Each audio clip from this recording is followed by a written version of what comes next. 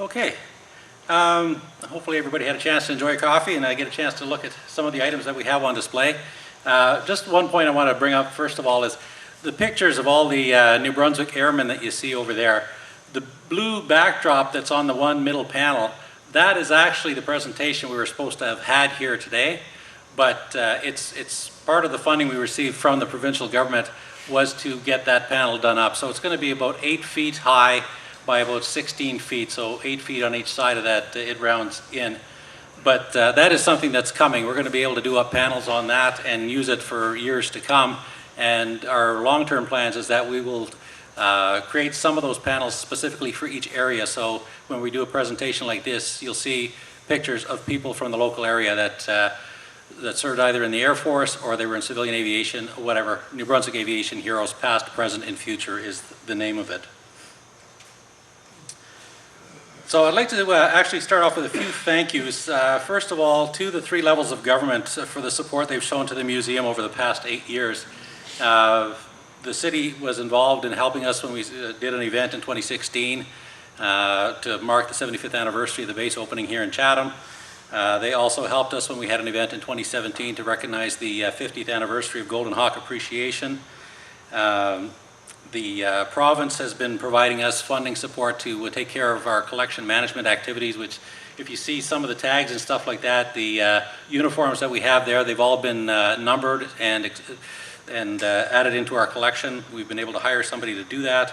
And then the federal government has provided us funding for a student each of the last several years. So it's been a great way of moving us forward, even though we haven't had a huge presence in the community.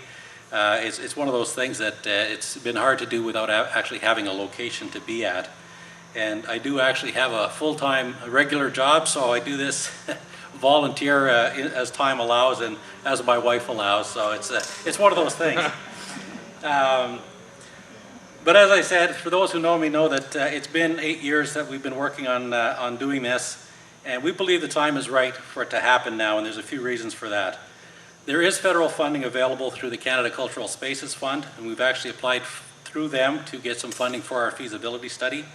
One of the things that sort of caught my attention was that they're providing $10 million for the new museum that's going up in Winnipeg, the Royal Aviation Museum of Western Canada.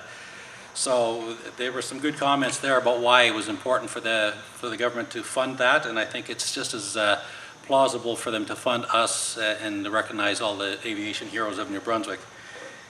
Provincial funding is available as well, and of course with the support of the city and the region, we've applied through the Regional Development Corporation for another 25% of our feasibility study.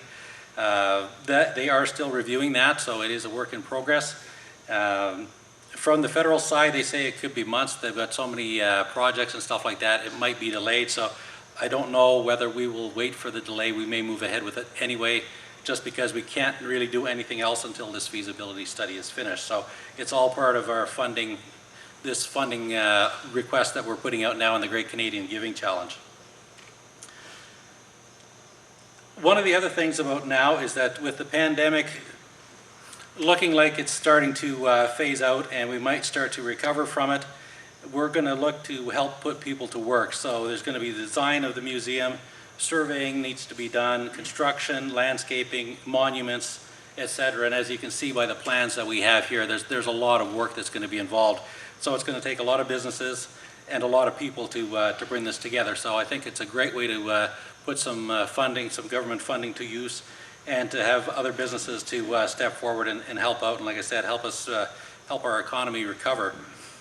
Now, our plan is to make sure that New Brunswick companies receive as much of the work as possible and as much here locally as well. As I said, it's getting people back to work and doing our part to recognize those that help us out. And the theme of our campaign, for anybody who's been following along, is to honor our past and inspire our future. So you can't really do one without the other here as a museum.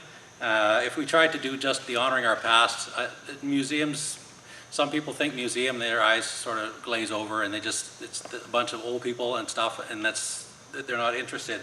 But when you start throwing the children and the education side of things into it, then it has a bit more appeal. And as Senator Day alluded to, we've established a number of key partnerships and some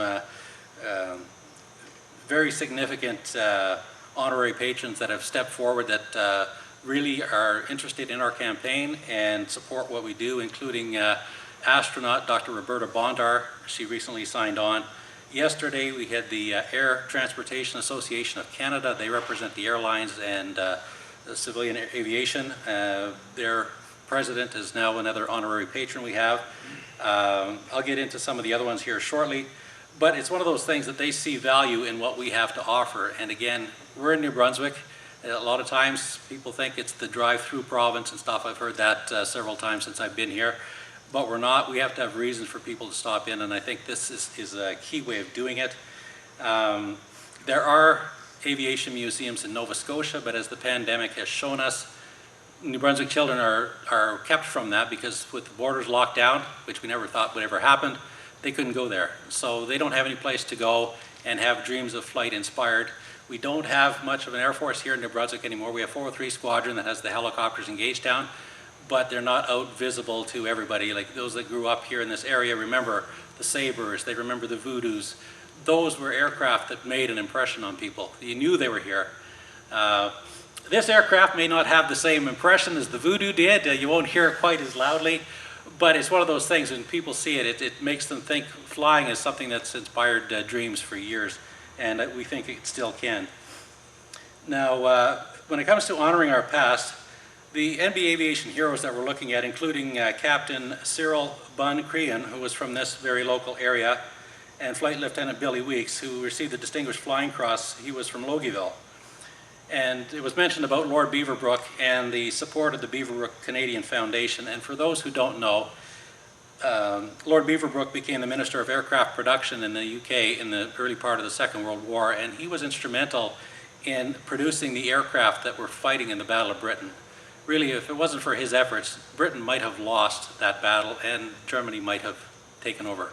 It would have changed the whole outcome of the world.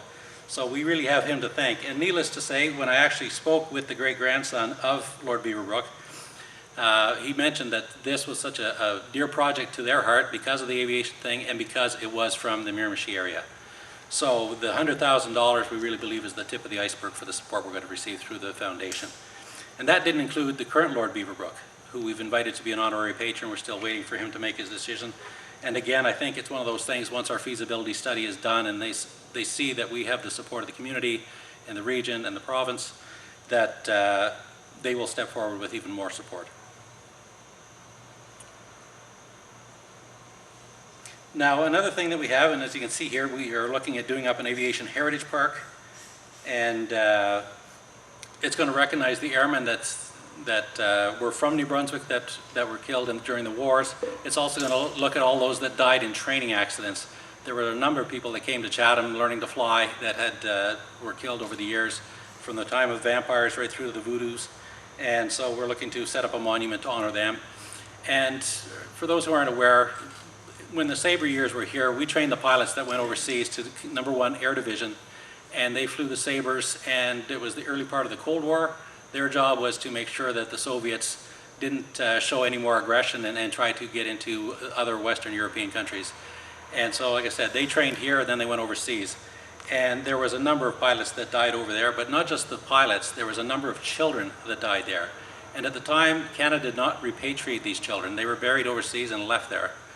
And after so many years in Europe, the graves are reused. So all that's left there is a monument to mark the fact that the children were there. The families can't even go and visit the gravesite because it's not there anymore. So one of our plans is to have a monument here to honor all of those that died in Europe during the Cold War. And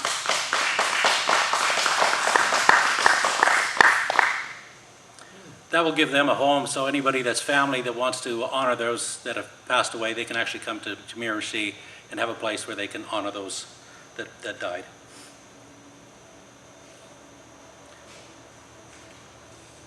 Now, one of the things that, as you can see right behind me, is our panel that we have that was dedicated to the Golden Hawks.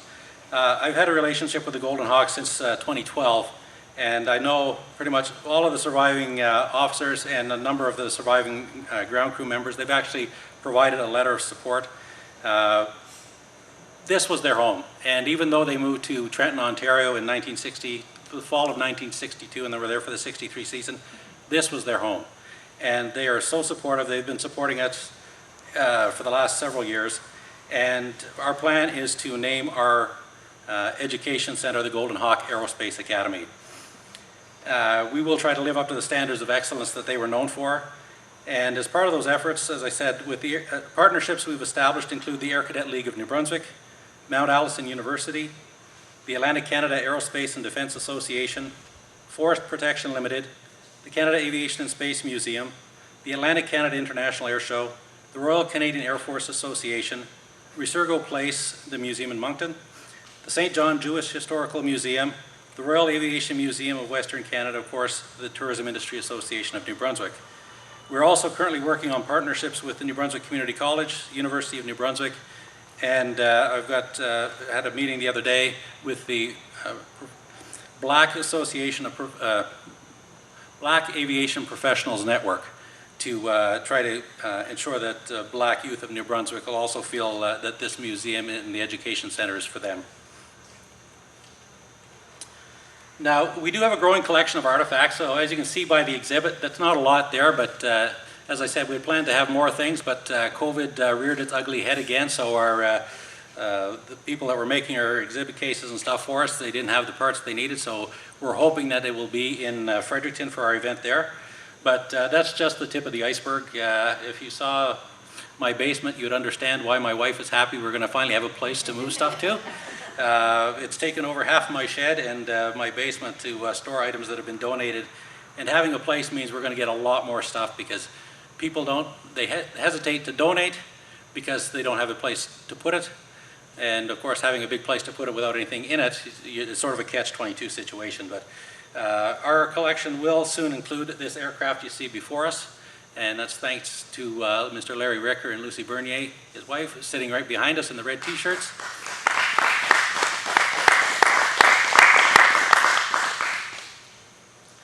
And of course, we're very supportive, very thankful for the support of the Miramichi Airport Commission, who are going to provide us the land to build on. That's a big step forward and will definitely help us out when it comes to our feasibility study to show that the support is here. And the plans are to build about an 80,000 square foot building with a modern exterior. So it's going to be basically a prefab steel hangar which will house all the aircraft, but then the rest of it is going to be a very modern looking new building. And the company that we're looking at to do that design work for us is Spitfire Design Company out of Moncton. With a name like that, we didn't have any choice. We had to get them on board. So, and it wasn't a hard sell either.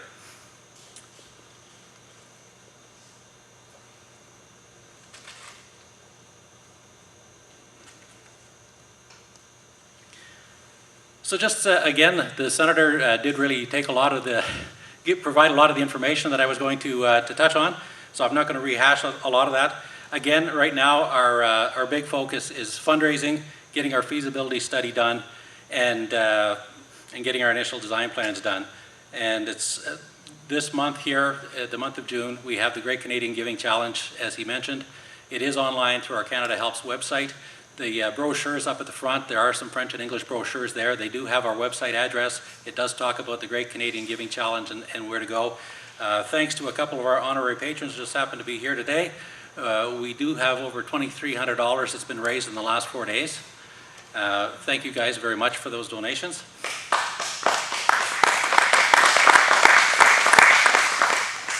We've also been putting some advertising in the local Miramichi Giver on the River magazine. Some of you may have seen those. There will be another one coming out very shortly, and it's going to be touching on the Great Canadian Giving Challenge. We also have a big article coming out in this month's edition of the Air Force magazine. So it has quotes from our former base commander here, General Paul Manson, which of course General Manson Way just down the street. And we expect that it'll attract a lot of people that had served here or were from New Brunswick or whatever that are members of the Air Force Association. So that should again help us generate some significant income. I just found out this morning that, well, I think I'd mentioned to most of you that there's a Vampire. The Vampire aircraft was the first jet aircraft that Canada had, and the second squadron to be formed was formed here in Chatham in 1949. And we also used it when we initially trained Sabre pilots before the Sabre actually came into service here. We were the Canadian home of the Sabre, aircraft. And it's something that we found out that there is a Sabre available. It was the same kind of aircraft that was flown by the Golden Hawks, and the one we're looking at actually served with the Golden Hawks. It's available for $50,000, and which is really a steal because they're getting very rare and hard to find, but we need to bring one home to New Brunswick. So it's just one of those things that, again, when you're talking to people, say, listen, support us, we need to do this. We have a home for it now. This hangar will fit a Sabre and our Vampire and our Newport. So anything that you can do to help us out will be greatly appreciated. If you have any questions, now's the time. I guess I've done a great job. So for some of you, I suppose some of you have to leave. For others, again, feel free to stick around. We have the Air Cadets, a number of Air Cadets are going to be coming over about 4 o'clock and get a chance to take a look at this. Again, with our partnership with the Air Cadet League, they put out the call, so we have a number of Air Cadets from here in Miramichi, but also from Rogersville. They're going to come out and get a chance to see the aircraft, get a chance to look around at our exhibit and find out what we're going to do. So it's all good news so far. And it's funny what 3 months can do when you actually dedicate the time to move it forward. Anyway, as I said, I think Larry will get things ready so that he can get the plane going and you guys can see it in action. In the meantime, again, there's lots of coffee, so feel free to have a look around, and if anybody wants to have a chat, I'm available. Thank you.